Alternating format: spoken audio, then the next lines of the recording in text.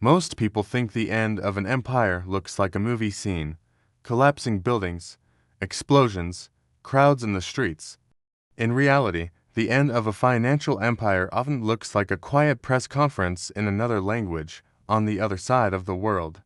In early 2023, Saudi officials stood next to Chinese delegates and did something unthinkable just a decade earlier. They signaled they were willing to sell oil to China in yuan, not dollars. No tanks, no bombs, no speeches in Congress, just a few polite signatures and a signal to the world: you don't have to use dollars anymore. For almost 50 years, the US dollar wasn't just another currency. It was the ticket you needed to buy oil, the blood of the global economy. That system has a name: the petrodollar. And for the first time since the 1970s, a major oil exporter openly stepped outside it. Most Americans never heard about it, but historians in 20 years might circle that moment as the beginning of the end. Because what's happening right now isn't random. It fits into a repeatable, 8-stage pattern that has taken down every global reserve currency for the last 500 years. The Portuguese real, the Dutch guilder, the British pound, all of them follow the same arc. And now, whether we like it or not, the US dollar is walking down that same road. In this video, I'm going to show you the 8-stage life cycle of a reserve currency, where the dollar sits in that cycle right now, why the petrodollar era is cracking, how BRICS and alternative systems are quietly building an escape hatch, who wins, who loses, and what the next 10 to 20 years likely look like. This isn't doom for the sake of doom. This is pattern recognition. Part 1: What a reserve currency really is. Before we talk collapse, we need to understand what's collapsing. A reserve currency is not just the money people like. It's the currency that central banks hold in bulk in their reserves, that governments use to settle international trade, and that global banks and corporations use to price debt and contracts. When your currency becomes the reserve currency, you unlock for massive superpowers. First, automatic demand. Every country needs your currency to trade, so there's constant buying, no matter how badly you manage your own finances. Second, the ability to print paper for real stuff. You can create currency and swap it for real cars, electronics, food, and oil from other countries. That's called seigniorage. It's like a hidden tax on the rest of the world. Third, cheap borrowing. Because everyone wants your currency, they also want your government bonds, which keeps your interest rates artificially low. Fourth, exported inflation. When you print money, the inflation doesn't only hit you, it's spread across every country that holds your currency. Your mistakes become their problem. That's the drain. But there's a nightmare on the other side. When your currency starts to lose reserve status, demand falls, borrowing costs rise, you can't print freely without triggering instant domestic inflation, and your living standards fall back down to what your real economy can actually support. That's what happened to the Portuguese in the 1600s, the Dutch in the 1700s, the British in the 1900s, and it's the long-term risk Americans are sleepwalking into now. Part 2: The 8-stage life cycle of a reserve currency across 500 years. Every reserve currency has walked through a similar 8-stage cycle. Let's break it down simply. Rise to dominance, peak power and overreach. Rivals emerge and build alternatives. Currency becomes a weapon. Confidence cracks. Share begins to fall. Alternatives hit critical mass and network effects flip. Crisis accelerates the collapse, replacement, and a new order. Now we'll run through this cycle with history and show where the dollar is today. Stage 1: Rise to dominance. A currency becomes dominant because the country behind it becomes dominant first. In the 1500s, Portugal controlled the lucrative spice routes, their ships, their forts, their guns, and the Portuguese real became the currency of that trade. In the 1600s, the Dutch Republic built the most advanced financial system on earth: the Amsterdam Stock Exchange, the Bank of Amsterdam, and a powerful shipping empire. The guilder became the world's trade currency. In the 1800s, Britain became the workshop of the world. The pound, backed by the gold standard and the Royal Navy, became as good as gold. Then, in the 20th century, the United States took the crown. After World War II, the U.S. controlled about half of global industrial output and held a huge share of the world's gold. The Bretton Woods system made the dollar the central anchor of global finance.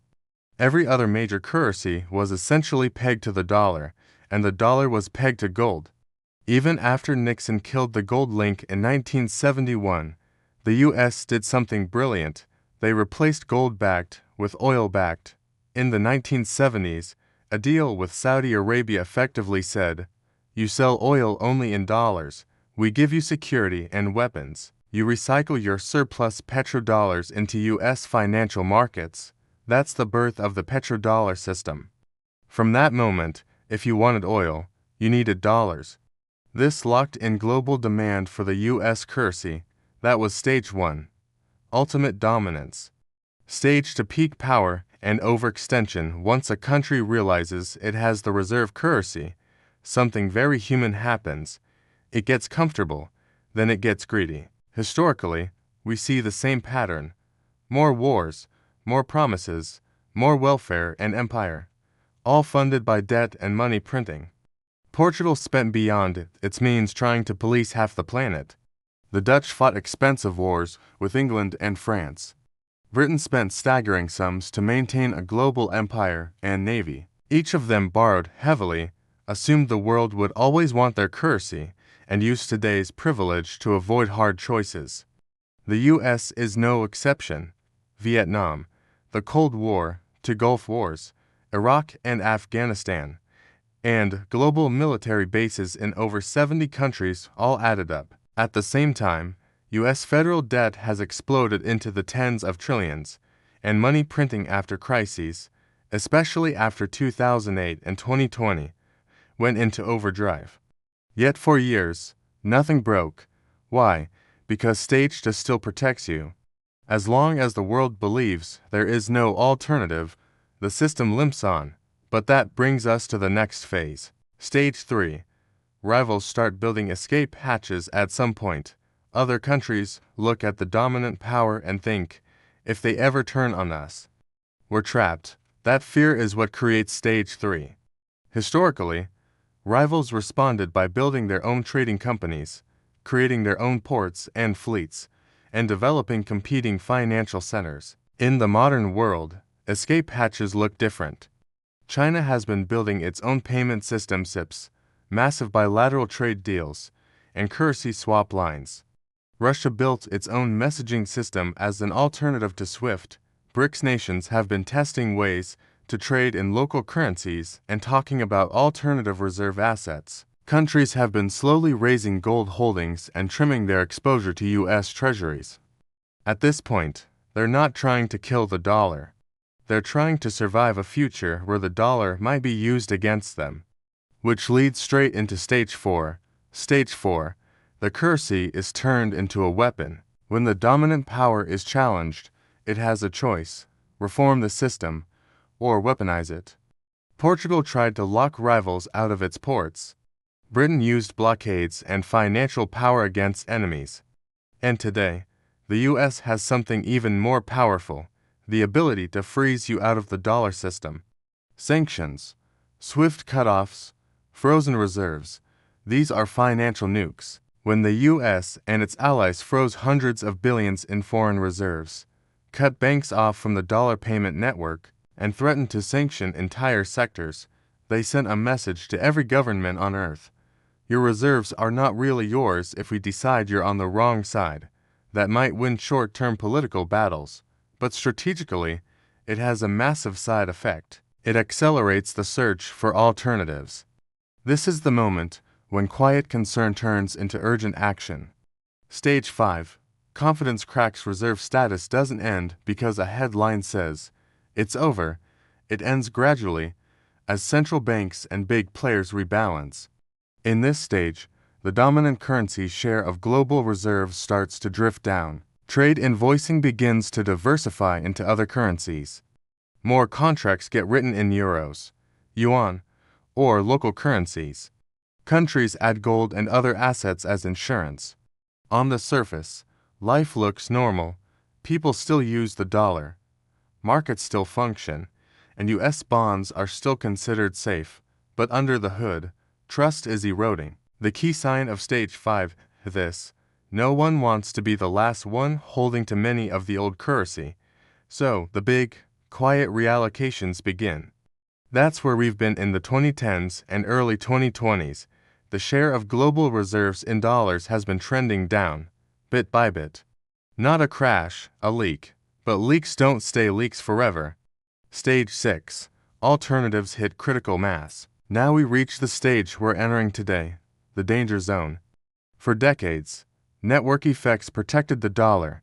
Everyone uses it because everyone uses it. Oil is priced in dollars. Debt is issued in dollars. Trade contracts are written in dollars. To break that, alternatives need critical mass. Enough countries using other currencies for trade. Enough payment systems, banks, and legal frameworks to support that, and enough confidence that if I choose something other than dollars, I'll still get paid and settled smoothly. This is why Saudi Arabia's pivot was so symbolic.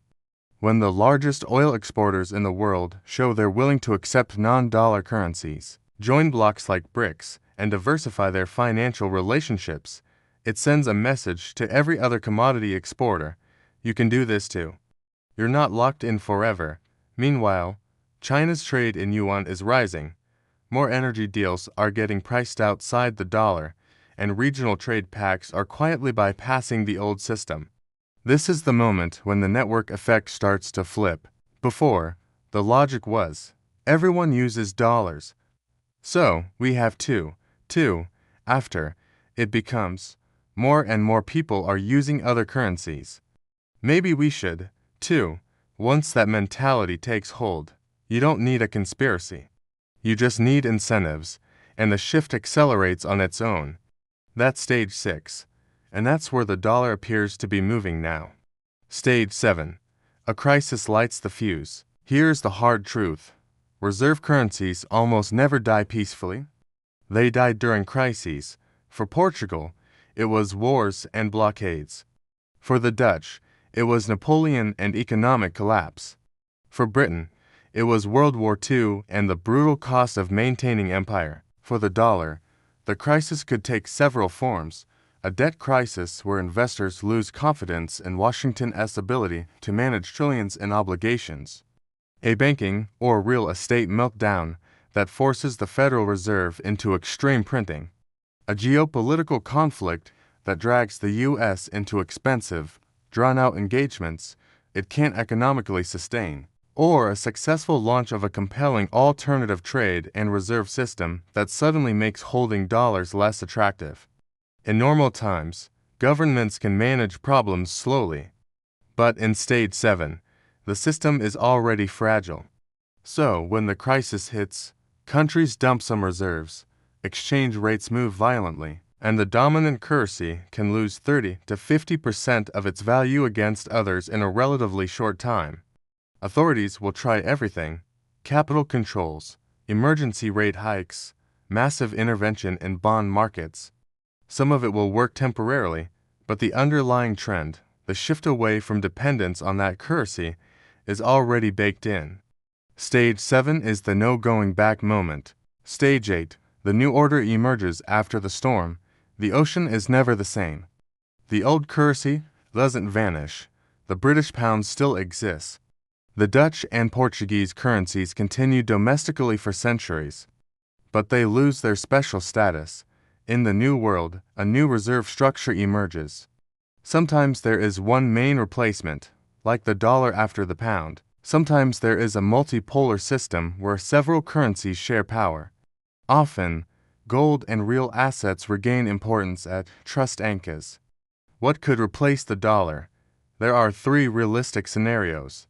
One is a yuan-led but not fully dominant system. If China continues to grow and deepens its financial markets, the yuan could become a major trade and reserve currency, especially across Asia and parts of the global south. The second is a multipolar basket world. No single king, with the dollar, euro, yuan, and maybe a BRICS-linked unit all sharing roles while different regions prefer different anchors. The third is a commodity or gold-linked alternative. A bloc of countries could create a settlement currency partially backed by gold or key commodities, marketed as neutral and outside any single government's control. Which one wins will depend on trust, liquidity, and political stability, the same things that once made the dollar unbeatable, who wins and who loses. If the dollar's dominance fades, the impact won't be abstract. It will be brutally real for different groups. Likely winners include countries accumulating gold and real assets. Historically, when major currencies break, gold doesn't care. It just reprices. Commodity exporters with options also benefit. Oil, gas, metals, and food producers who can sell in various currencies gain leverage and negotiation power. Nations with low debt and strong balance sheets, countries that didn't binge on cheap dollar borrowing, become safe havens. Emerging blocs like BRICS, if they manage internal tensions, also stand to gain because their entire strategy is to reduce dependence on U.S.-controlled pipes. Likely losers include the U.S. government, which loses the ability to fund huge deficits at ultra-low interest rates, making hard choices unavoidable. American consumers suffer because, for decades, the U.S. has imported more than it exports and paid with printed dollars. As that privilege fades, imported goods get more expensive, and living standards have to move closer to what the real economy can support. Holders of dollar-only savings are at risk if the dollar loses significant purchasing power relative to other assets and currencies. Those who stayed concentrated in it bear the hit. Financial centers built entirely on dollar dominance also lose influence. If global flows reroute through other hubs, Wall Street's role shrinks. Why this transition could be faster than the old one's previous reserve currency transitions unfolded over decades. The pound took decades to fully yield to the dollar. The guilder faded as Britain and then America rose. But today, several factors could compress the timeline. Digital finance means massive capital flows can move with a few keystrokes. Moving reserves used to mean ships and weeks. Today it's seconds. Multiple ready-made alternatives exist. Last time, there was basically one candidate, the United States. Today there are several, the euro, the yuan, regional blocs, and gold. Unprecedented global debt levels mean high leverage, so small shocks can trigger big chain reactions. And globalization plus hyper-connected markets ensure that a crisis in one currency doesn't stay local. It hits trade, supply chains, and asset prices worldwide instantly.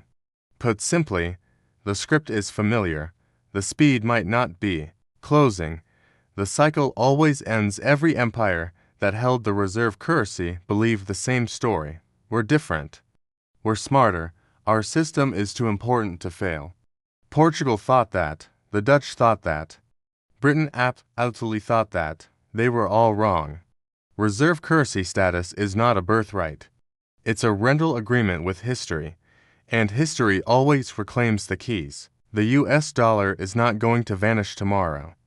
But the pattern, the same 8-stage cycle we've seen again and again, suggests its era of unquestioned dominance is ending. The real question isn't, will the dollar rule forever?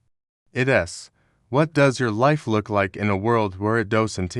Because over the next 10 to 20 years, the petrodollar system is likely to weaken, alternatives will grow stronger, crises will test the system, and a new monetary order will emerge. If you want to understand that transition, not just as a headline, but as a pattern playing out in real time, then you're in the right place. This channel will follow every de-dollarization move, every BRICS experiment, every shift in reserve holdings, and every sign that we're moving from stage 6 to stage 7. History doesn't repeat, but it rhymes. And right now, the rhyme sounds a lot like Portugal in the 1600s, the Netherlands in the 1700s, and Britain in the mid-1900s. The age of the dollar as the reserve currency is ending. The only question is, will you be prepared? or surprised.